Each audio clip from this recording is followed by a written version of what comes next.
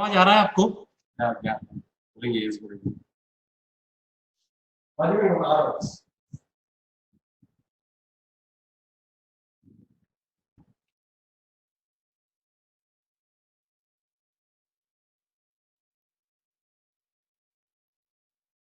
Hello.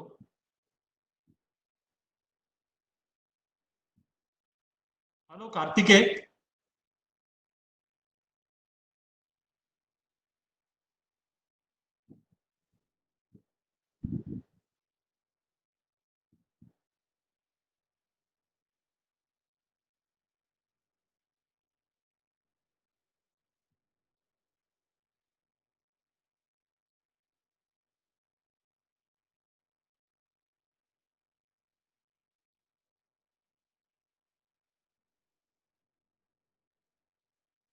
Hello. Hello.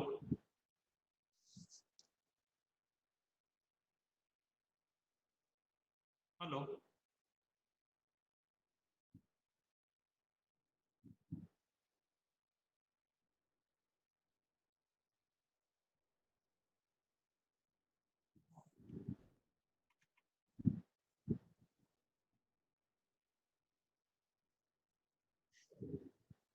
Hello.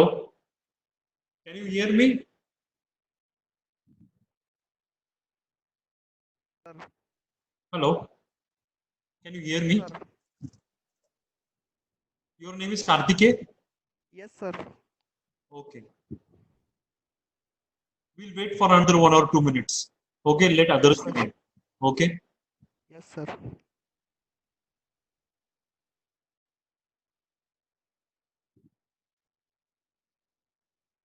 Are you seeing the PowerPoint PPT properly? Yes, sir. Who is this speaking?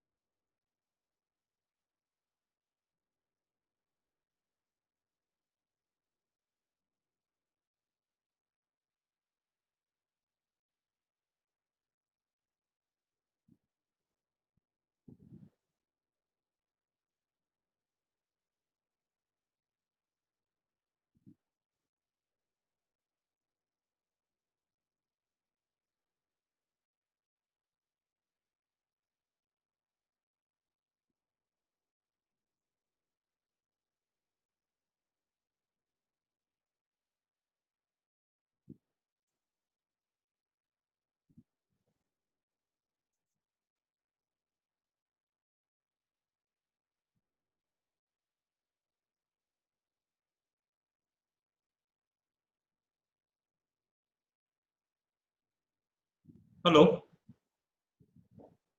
We'll start with the presentation, okay, with today's lecture. Are you getting me? Yes, sir. Okay.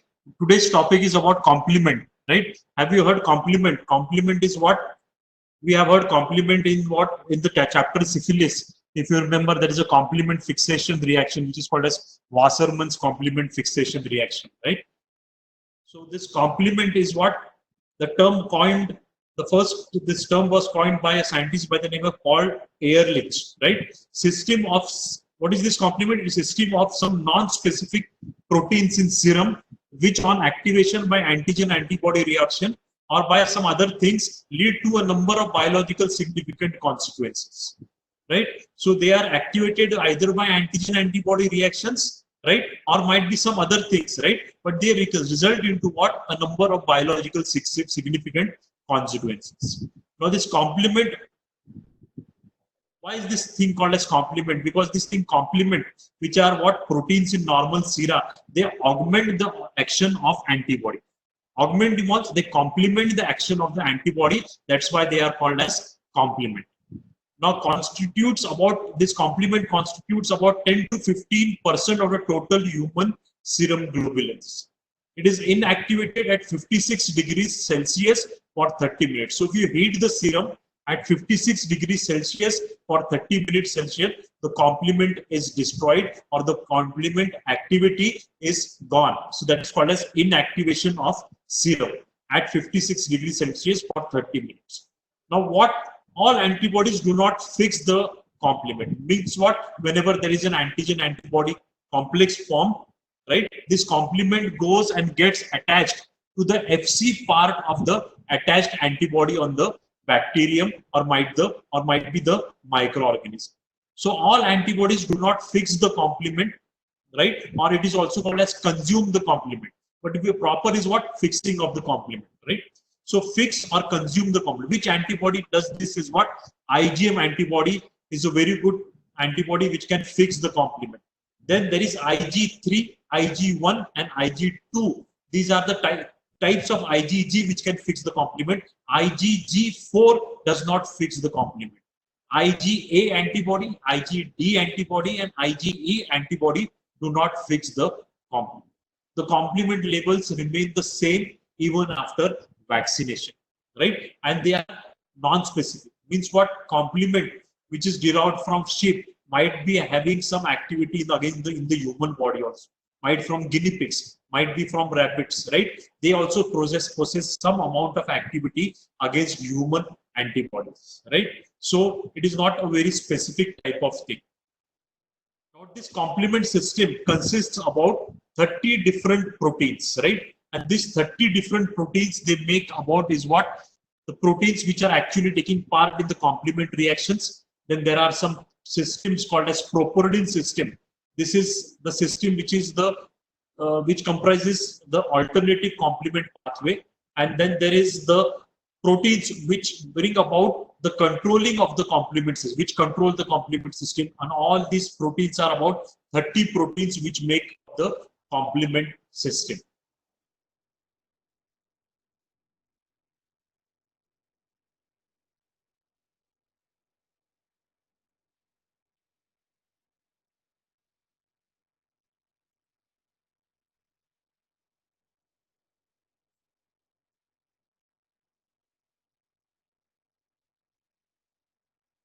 The main complements of the component, right, which are common to of this main are what? 9 components are common. That is C1 to C9. C is for component, right? So C1 component to C1 9 component, and C1 component is made up of what? So it is having 3 subunits which are called as C1Q, C1R, and C1S. So there are 3 different types of proteins, right, which are expressed, right, during the complement cascade. So C1 is made up of C1Q, C1R, and C1S, right? So 9 components plus C1 is 3, right? Made up of 3 components. In normal serum, C3 is present in the highest concentration. That is 1.2 milligram. That is 1.2 milligram per ml, right? And C2 is the lowest concentration. This complement is normally present in circulation in active form. Now it is activated either by antigen-antibody reaction or by some other ways. In different types of complement cascade pathways are there. But in one of the pathway, the complement is activated whenever there is an antigen-antibody reaction inside the body. Complement is activated, and C reacts in a specific sequence as a cascade, right? So they are reacting C component, that is C1 to C9.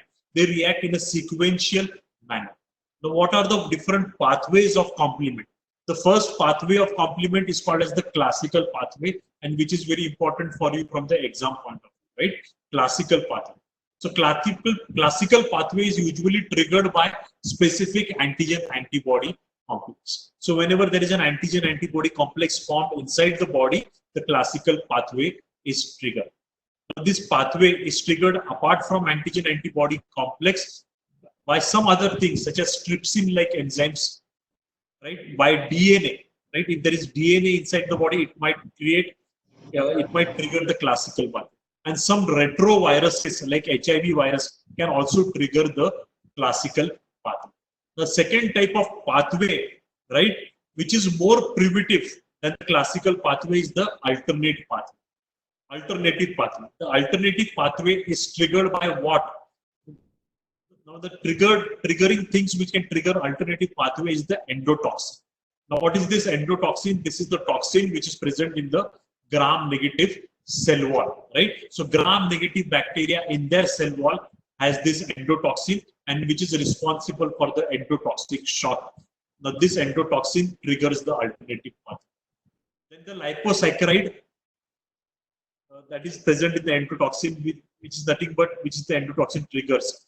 Then there is a thing which is called as zymogen, which triggers, which is present in the yeast cell wall, is also triggers the alternative pathway.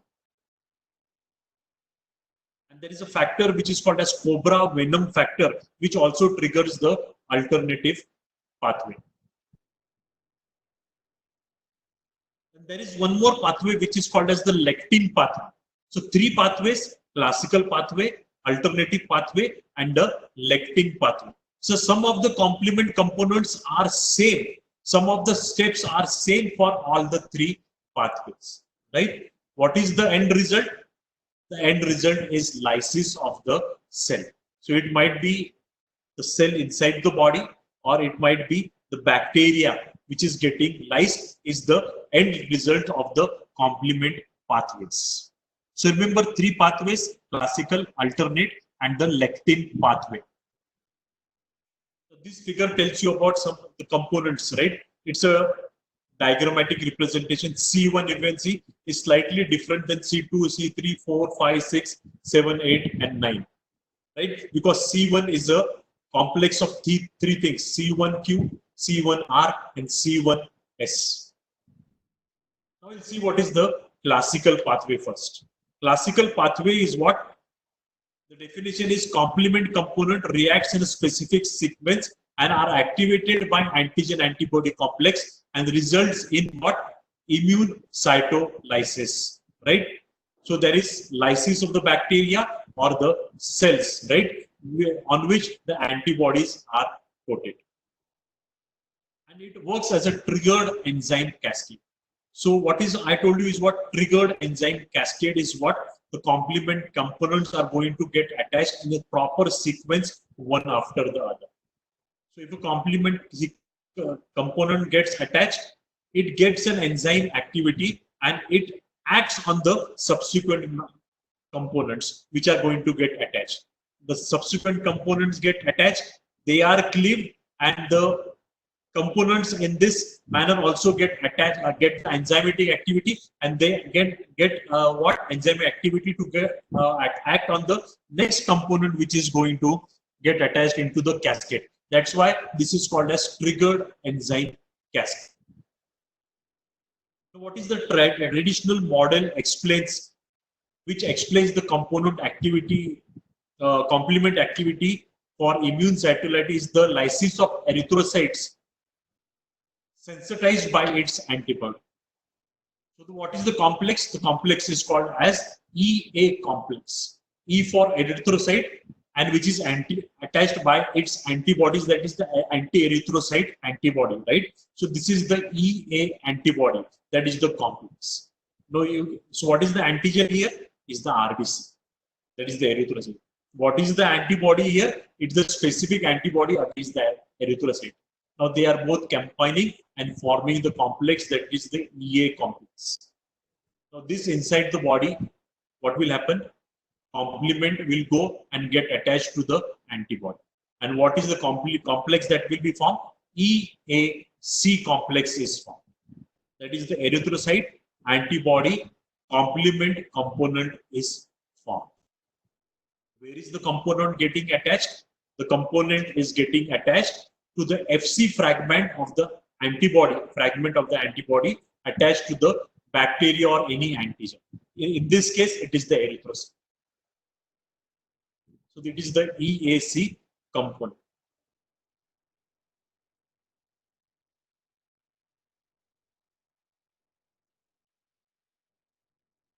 So what we will see now, what is the cascade, right? Slightly difficult to understand, okay? But once you listen to me and read again from the books, you will know it, right? Because this particular thing, the classical pathway, is sometimes asked in the exams as a long question, right? So it is important. So what is the first thing is immunocytolysis, right? So ultimately there will be lysis of the RBCs, right? that is the end result of this cascade, right, is initiated by a binding of C1, that is the first component, to the erythrocyte antibody complex, that is the EA complex. So C1, in C1, what is the recognition unit? Is the C1q. I told you C1 is C1q, C1r, and C1s. Three components are there, or three proteins are there. Complement components are nothing but proteins, right? So C1 protein, C1q is the first protein, and the recognition units reacts with the FCPs of the bound antibody. So this is going to get attached. C1q is going to attach either to IgM or IgG. Now, to bring about the cascade properly, reaction activation of the complement cascade, one IgM antibody is sufficient, but it requires two IgG antibodies to trigger the cascade. So single IgM antibody or two IgG antibodies are required to trigger the cascade. So C1q is going to get attached, that is the recognition unit, and it is getting attached in the presence of calcium ions. Now this leads to the activation of C1r and C1s, which are again the part of the C1 component. So activation of C1r and C1s follows. What is C1s? Is an esterase. So it is having enzymatic activity. So activated C1s, which is the esterase, is an enzyme, splits the next component getting attached, that is C4 component is getting attached. So you remember here, after C1, it is not C2 or C3. The sequence is what? C1, after C1, C4 is coming and getting attached to the cascade. C1s, that is the esterase, is splitting C4 into C4a and C4b. So always the enzyme is acting on the next component and fragmenting the component into two things. One is a larger component or a fragment, and the second is the smaller fragment. So after fragmentation of C4 into C4a, which is the smaller fragment, it is released into the surrounding body fluids, and it is having some biological activity. And the larger fragment, that is C4b, is getting attached to the cascade, that is C1, it is getting attached along with C1. Right? So C4 is getting attached to the cascade and C4 is released into. Now what is the C4a? It is an anaphylatoxin. So it is resulting in what? Inflammatory type of response. Might be it is going to act on basophils, mast cells, and release their anaphylatoxins and will be responsible for a inflammatory response. It will bring there at the site is what? Phagocytic cells such as neutrophils, macrophages will come there, and there will be inflammation at that particular site. Right? This is happening because of C4, and C4b has attached to the cascade. Now cascade is what? C1, C4b, that is the cascade form, and it is present where? On the surface of the bacteria, on the membrane of the bacteria. These things are happening. Now this particular thing C4b is again having an enzyme, and it is acting on what? It is acting on the next component which is going to attach, that is C2. And this C2 is cleaved by C4b again into two components. C2a, which is the larger component, and is getting attached to the cascade. And a smaller fragment, that is C4b, is released. And this is taking place in the presence of magnesium ions. Now, this C4b is released into the surrounding fluid and is having a kinin-like activity. What does it do? It again contributes to the inflammatory process, and it increases the vascular permeability. So smaller fragments which are cleaved are having some biological effect. Now ultimately what is getting attached to C4b is C4b, C2a is getting attached to. So C2a, it is attaching to C4 to form a complex which is called as C4b2a. Now what is the C4B2A, which is called as C3 convertase, and it is having the enzymatic activity to split the next component which is coming into the reaction, right? So that is C3. So C4B2A, remember, is the C3 convertase of the classical reaction. Now C3 convertase is going to be formed in the alternate pathway also, remember. So it's formation of C3 convertase, that is C4B2A in the classical reaction, it will be different in the alternative pathway, right? So what is central in all the pathways is what? Formation of C3 convertase, and it is having enzymatic activity. So remember, C3 convertase is going to, that is C4B2A is going to split C3A is going to split the next component which is joining the reaction, that is C3, into C3A, which is the smaller fragment, and C3B, which is going to join the cascade on the surface of the bacteria or the microorganism. Now this smaller fragment, which is C3A, is chemotactic. It is going to draw their phagocytic cells there, and it is having anaphylotoxin activity also. So it is going to contribute to the inflammatory reaction. Now we have got is what cleaving of C3A has done by the C3 convertase.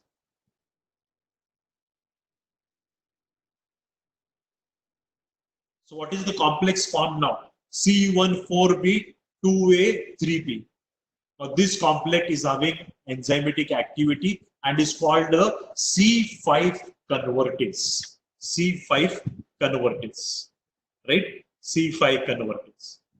Now this particular thing is going to act, this particular complex is going to act on the next component joining the cascade, that is C5. It is going to split the C5 into C5A, which is having anaphylotoxin activity and is going to be released, is the smaller fragment is going to be released. And what is going to attach to the complex, earlier complex, is C5B is going to get attached. What is the complex now formed? All the complex, earlier complex, and C5B has got attached. Now then, this is happening on the cell membrane, right? This is happening on the cell membrane. Then the next complex component, that is C6 and C7 is going to join them to form a complex which is called as C567 complex is going to happen. This complex is going to be formed there, that is C567 complex is going to be attached there on the cell membrane. It is formed and it will prepare the cell for lysis by C8 and C. So to this complex 5, 6, 7, C8 is going to join, C9 is going to join, and there will be a complex which is going to be formed, which will produce lysis of the cell, which is called as the membrane attack complex. So once C8 and C9 joins 5, 6, 7, it becomes a complex which is called as a membrane attack complex. So this particular 5, 6, 7 is also going to get at the same time released from the cell, and it is going to attach to other bacteria or on the same bacteria to other parts of the bacteria, and it will be doing an amplification type of thing. So it is going to get attached and sensitized bystander cells also, and this produces an amplification type of thing. And this 5, 6, 7 also is having a chemotactic property, and it will be drawing inflammatory cells at that site of infection. And ultimately, this membrane attack complex, when the C8 and C9 joins the cascade, right, it produces holes inside the bacteria. So holes will be produced, channels will be produced inside the bacteria, approximately, what is the size? 100 Armstrong units is the size. That is the diameter of the channels or pores produced. Once the pores are produced, there may be multiple pores on a single bacteria, right? So multiple pores are produced on the bacteria, and what will happen?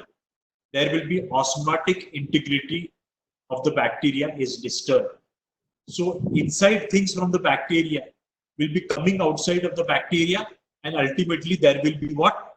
Death of the bacteria, that is lysis of the bacteria will be there because of production of multiple pores, right? So membrane attack complex is producing is what? Multiple pores inside the bacteria, causing is what? Lysis of the bacteria or the cell on which it is being produced, right? This is the classical part.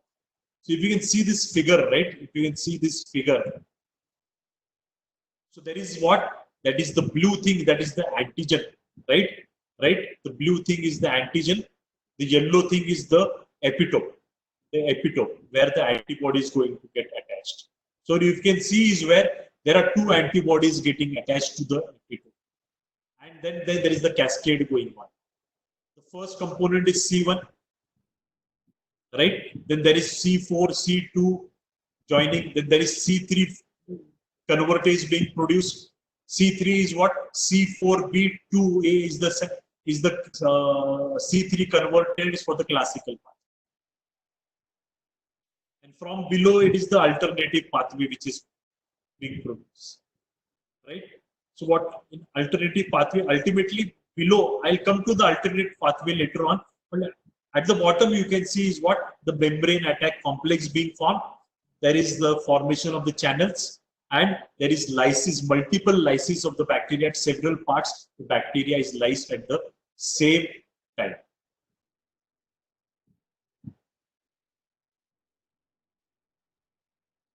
So this was about the classical pathway, right? Which was triggered by mainly is what?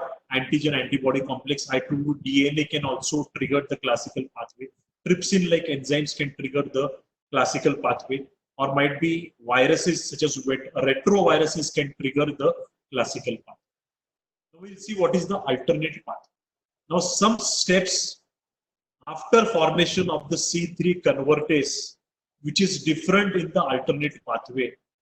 The rest of the, once the C3 convertase of the alternate pathway is formed, right? The steps after formation of the C3 convertase, that is the breakdown of C3, then there is C5 coming, C6, 7, 8, 9 is the same as that of the classical pathway. So what are the steps different in the alternative pathway? Is the formation of C3 convertase is different in case of alternative pathway.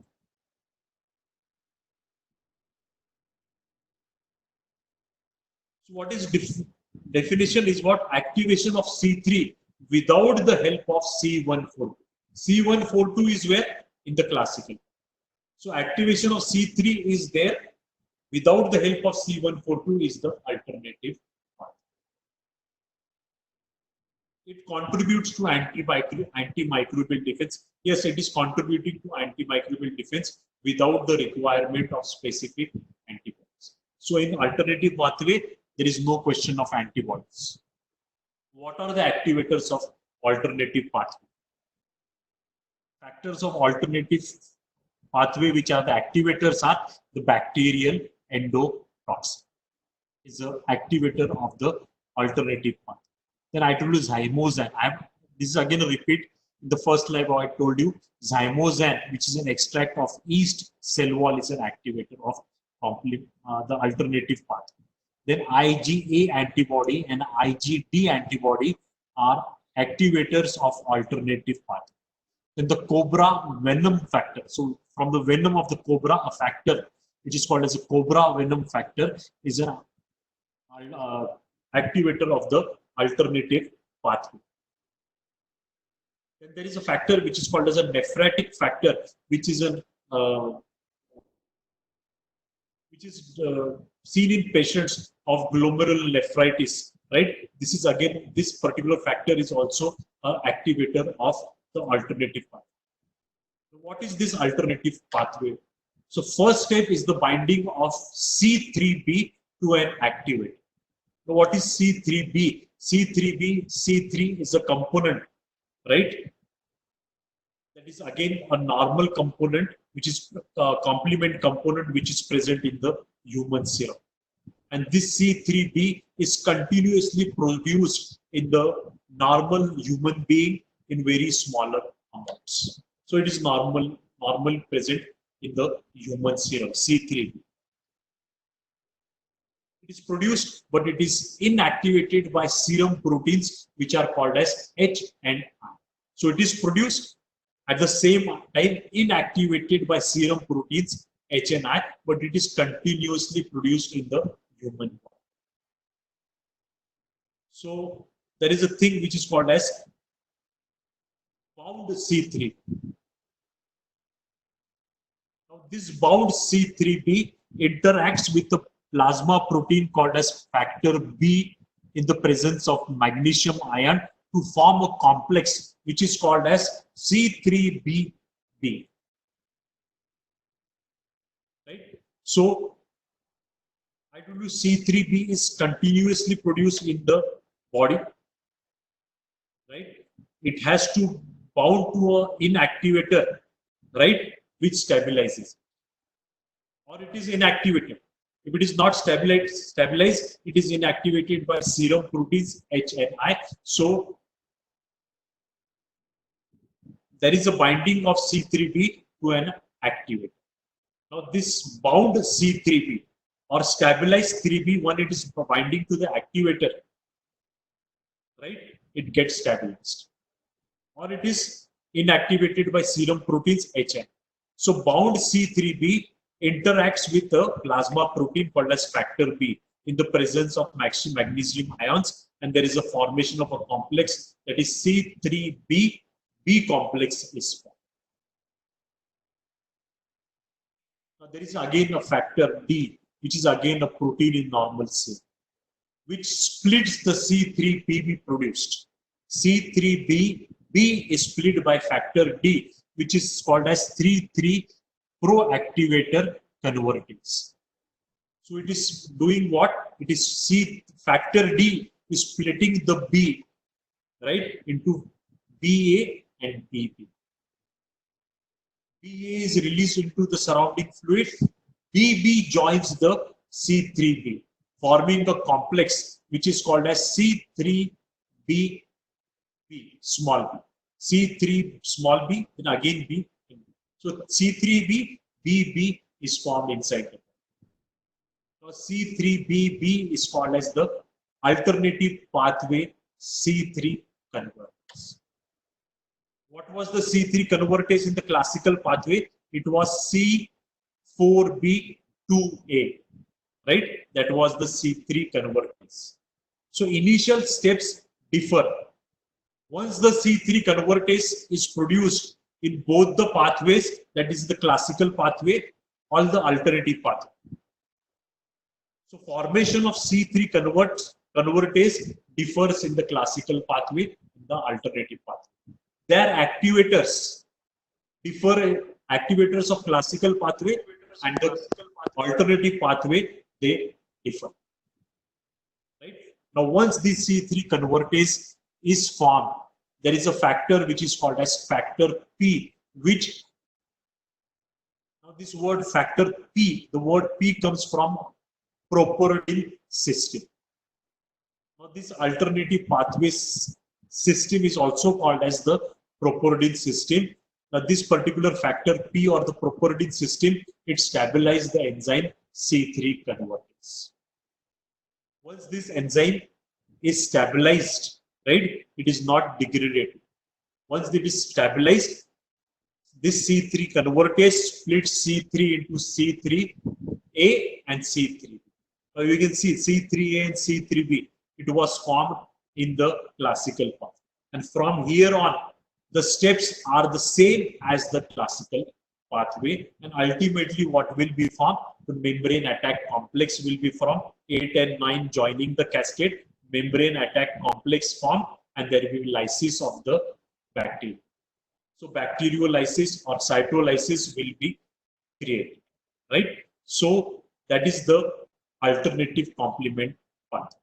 So what is different, I told you, is what activators are different, and the steps up till the formation of C3 convertase are different in both the pathways. Okay, I hope you will you understand this to some extent, and if you read through it from your book, right, you will definitely get this. Now we'll see the last pathway, right, which is the earlier pathway, like the alternative pathway, right, which is called as the lectin pathway. The lectin complement pathway. What is lectin? Lectin are proteins that bind to certain carbohydrate targets. So what is this carbohydrate? It is nothing but mannose. Remember, mannose is the carbohydrate. So where is this lectin present? Lectins is a protein which is present in normal cell, and it is going to bind to carbohydrate targets, which are mannose targets present on the surface of some bacteria and microorganisms. So what is this MBL? MBL is nothing but mannose binding lectin. Now this particular lectin is called as MBL. And this pathway is also sometimes called as mannose binding lectin pathway. Either simple lectin pathway or mannose binding lectin. So what is the name of the lectin? It is mannose binding lectin. Remember, name of lectin is what? MBL, or mannose binding lectin. So what is this mannose binding lectin? Is a protein which is an acute phase protein. So its levels are increased whenever there is inflammation, whenever there is disease, the levels of this MBL are increased. Now this MBL lectin is going to bind on the surface of microorganisms. What microorganisms? Not all microorganisms. Microorganisms such as Salmonella. There is a bacteria which is called as Listeria monocytogenes. Neisseria species. You know Neisseria meningococca, right? So Neisseria, remember Neisseria. Cryptococcus neoformans, that is the fungus, right? And Candida albicans, that is again a fungus. So all these microorganisms I told you just now, they have got is mannose residues on their surface, and to these residues, this mannose binding lectin is going to attach. So what is this MBL is going to act like? It is going to function similar to is what C1Q in the classical path. If you remember, I told you C1Q is the first complement component getting attached to the antigen antibody complex and triggering the reaction. That is the cascade it is triggering is the C1. So instead of C1Q, what is here in the lectin pathway is the MBL that is going to get attached. So what is MBL? Is binding to the mannose specific proteases. So mannose specific proteases are two types, MASP1 and MASP2. These are the mannose specific proteases which are present on the bacteria to form C1 like active complex. So it is very simple. MASP1 and MASP2 are proteases which are going to link, which are mannose specific proteases which are going to link the MBL present in the human body to form an active C1 complex. Once this active C1 complex is going to form, the rest of the reaction is same to like the classical part. Next component coming is going to come is C4, then C2, then C3 is going to go on same. So what is the difference between all the three pathways is what? The initial step is only different. This lectin pathway is similar to the alternative pathway in that in one situation it is similar that It is not triggered by antigen-antibody complex. Classical pathway was triggered by antigen-antibody complex. Right? That is the difference. Right? Lectin pathway is similar to other reactions, other things like the classical pathway more than the alternative pathway. Once this thing is formed, that is what MBL gets linked to MASP1 and MASP2. The things are similar to the classical. So these are three pathways which are ultimately going to do is what? Cell lysis or cytolysis or bacteriolysis by producing pores inside the cell, right? This is what I have explained to you about the three pathways. Now we'll see what are the biological effects of complement, biological effects of complement. In short, I'll explain biological experts is what the first one is bacteriolysis or cytolysis, right? Bacteriolysis or cytolysis by complement mediated lysis it is called, which I told you is what bacteria is getting lysis or cells are getting lysis, microorganisms are getting lysis, which is called nothing but complement mediated lysis. That is one thing which is very important, is a function of complement. These are functions of complement in short. Right? So you have to, this is very important. Functions, what are the functions? It can be asked in the exams. What are the functions of complement? What are the biological effects of complement? This is important. First, very important is bacteriolysis and cytolysis, right? By producing holes inside the bacteria or the cell, right? Second is what? Amplification of inflammatory response. So smaller components which are released from the cascade. C2 is having kinase-like activity, increases vascular activity. C3, C5, right? They cause degranulation of mast cells, basophil, the release of histamine, right? So they are doing is what? Increasing the inflammatory response, right? And they have also have what? Chemotactic properties. So we are drawing the inflammatory cells, phagocytic cells to that particular part of the body where they are present, right? Causing the inflammation. So amplification of inflammation. Third, hypersensitivity reactions, right? They participate in hypersensitivity reaction causing damage to the body. They are participating in type 2 hypersensitivity reaction, type 3 hypersensitivity. Type 2 hypersensitivity is nothing but antibody mediated cell cytotoxicity. Example is what? Blood transfusion reactions, autoimmune anemias, thrombocytopenia, or granulocytosis, right? These are type 2 hypersensitivity reactions. And type 3 reaction is nothing but immune complex type of reactions, in which there is immune complex form, there is massive complement fixation. Example is serum sickness. Arthus reaction.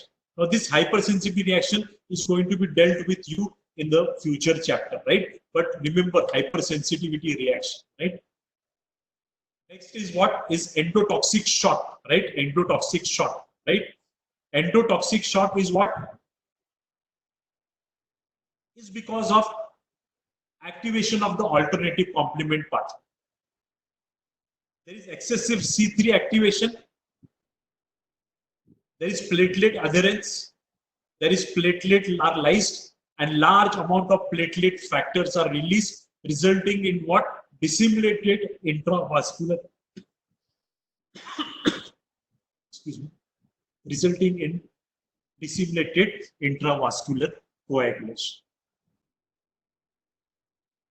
So, endotoxic shock complement is very important.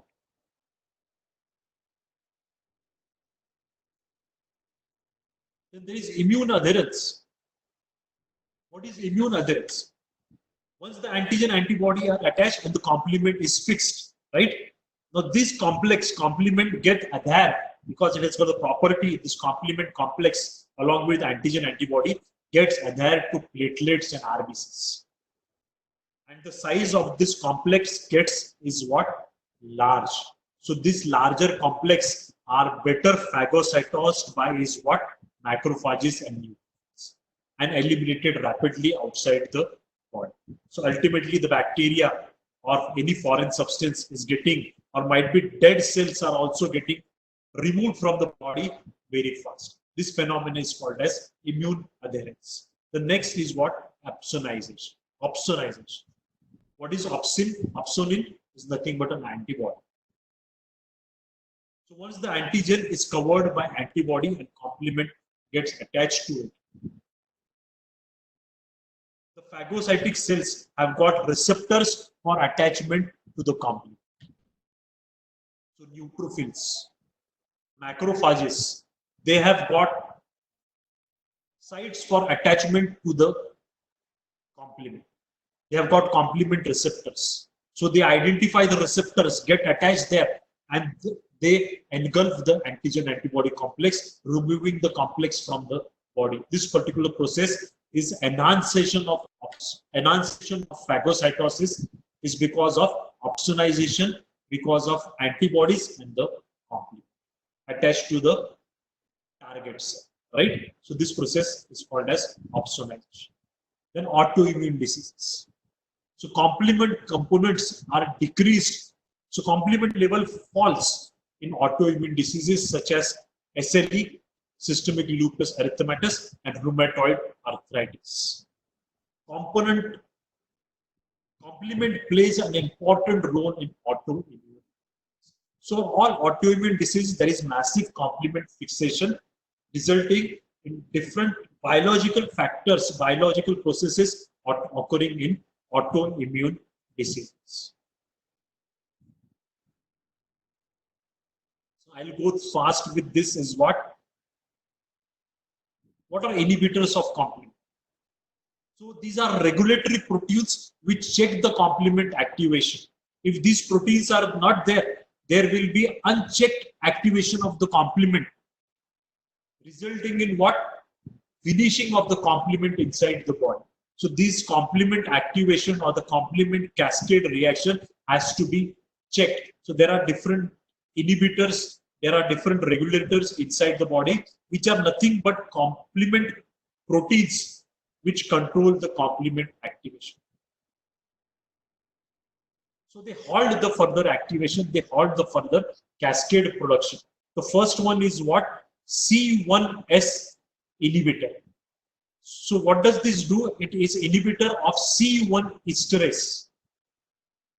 It is a heat labile alpha neuramidoglycoprotein in serum, and it inhibits the C1 esterase. So once C1 esterase is inhibited, the further cascade does not occur, right? So there is no further autocatalytic activation of the complement cascade, and the complement is safe.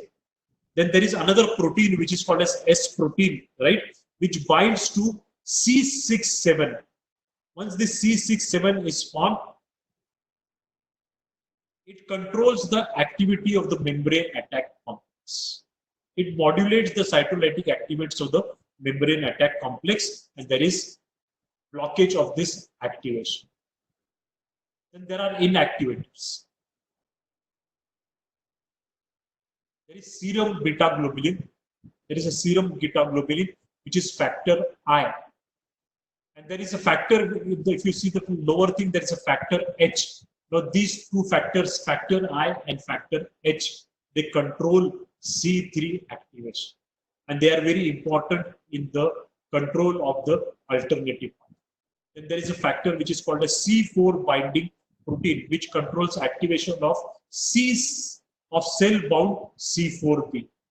Right? So C4b is inactivated by C4 binding. There is an alpha globulin which controls the alpha anaphylatoxin type of activity, which are produced by the smaller fragments which are released from the cascade during the reaction, such as C3A, C4A, C5A. So they control the inflammatory response. They control the chemotaxis of the inflammatory cells coming to the site of inflammation, right? So the control is what? Inflammation and the anaphylatoxins.